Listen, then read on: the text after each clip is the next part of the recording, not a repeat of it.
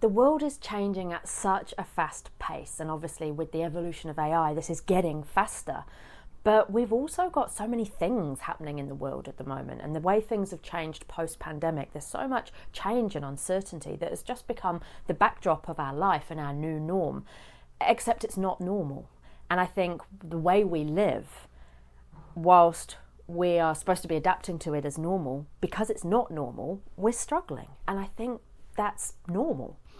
So the World Economic Forum has called our current climate a polycrisis, because there's so many different things happening in the world. When we think of climate change crisis, when we think of the geopolitical situation and the various wars that are raging, when we think of the economic uncertainty, the cost of living crisis, and hybrid working, which is still not working for most. There are so many different things happening that are impacting us all, not just at home, but at work as well.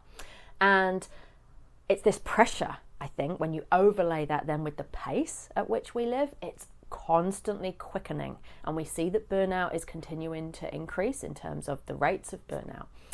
It's something we're not designed to live in this way, against this backdrop. We have seen, particularly post-pandemic, a rise of division rather than unity, of less tolerance towards others. We are seeing more dis and misinformation, discrimination, hate crimes.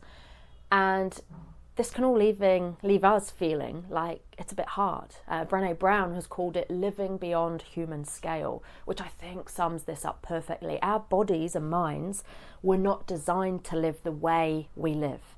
They were not designed to live in the environments and the climates that we now make them live in. And we're seeing the consequences. The fact that we feel so overwhelmed and overloaded, the fact that there are so much illness, mental and physical, I think is our body's way of saying, hey, I was not designed for this. Now, it's not our fault. It's not that we can't keep up. It's that we weren't built to operate in the system that we find ourselves in. It's a little bit like trying to fight a raging bushfire with a teacup full of water. And when we think about the impacts that this has on the way we live and who we are in the world, we find we're not designed to work the amount of hours that we're working, to sit under UV lights in open plan offices without any natural ventilation and do jobs that don't bring us meaning and purpose, which is not the case for everyone, but for many of us, this is what we struggle with. We're not designed to put things like money and status above the things that matter, like time with our family and the things that light us up and make us tick. And as a result, we've lost our sense of meaning and purpose.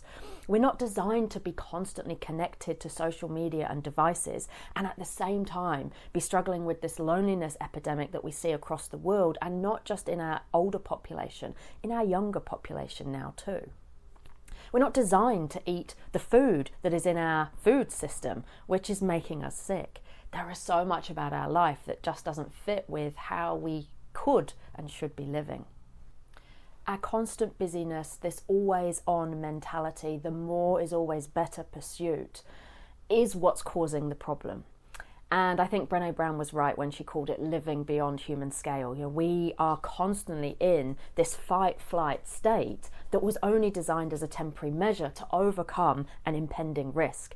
And yet we're in this state all the time. It's like we live in an impending risk, and it's not impending or temporary, it's constant. And we're seeing the impacts of that. I believe we've become human doings instead of human beings, and I am passionate about putting the being back into human being. Being in control of our state of being, living with meaning and purpose, connecting to what matters, to ourselves, to each other, to the present, and to nature. I believe that we can use ancient wisdom to solve our modern problems, and that by putting the being back into human being, we make happy humans. And I believe that happy humans make a better world.